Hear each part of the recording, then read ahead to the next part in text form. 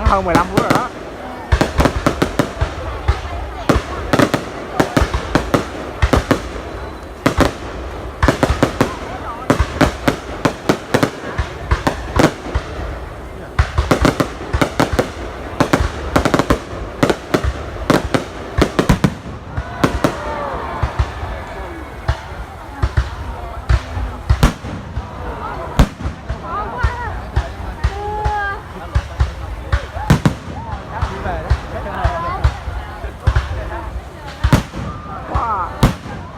Rồi cái này rời rạc là hết mua hết rồi đó.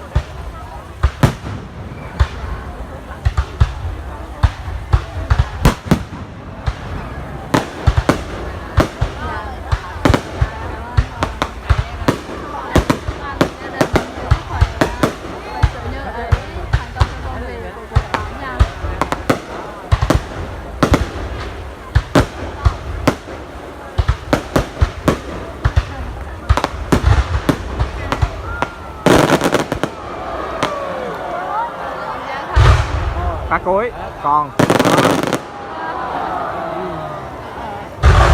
ồ phát này mạnh nè.